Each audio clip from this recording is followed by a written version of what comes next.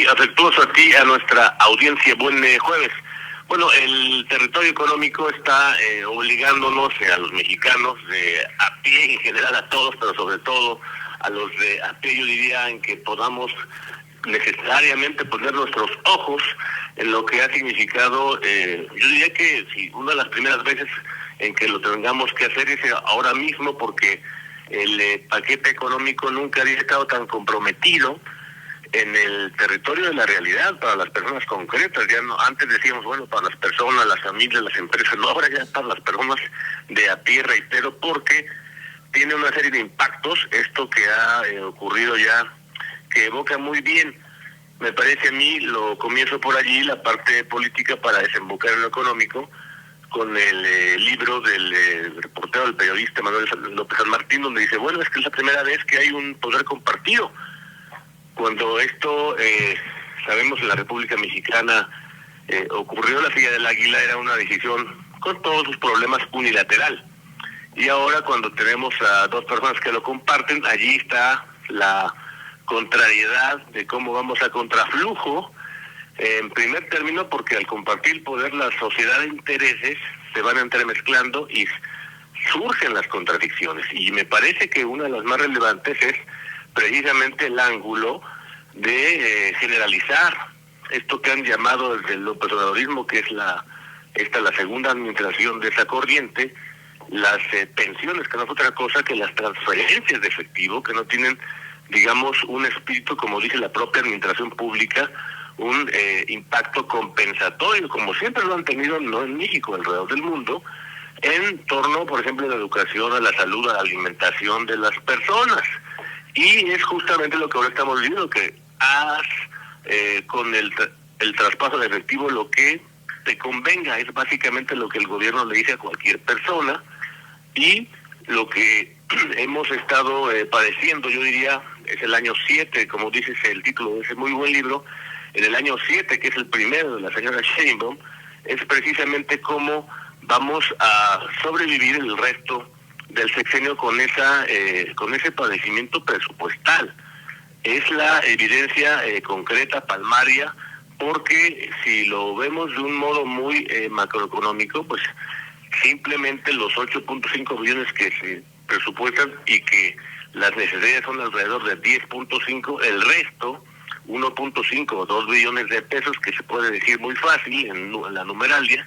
lo cierto es que tendrán que surgir necesariamente del endeudamiento, con lo cual tenemos ya muy comprometido, porque sabemos que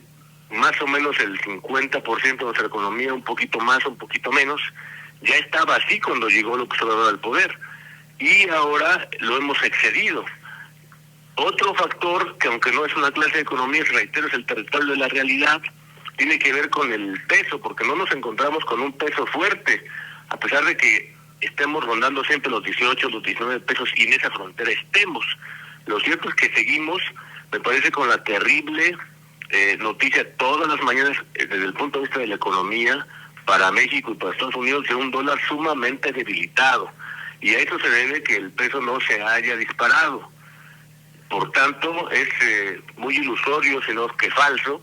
decir que nuestra moneda está fuerte cuando no lo está, porque no tenemos un sector productivo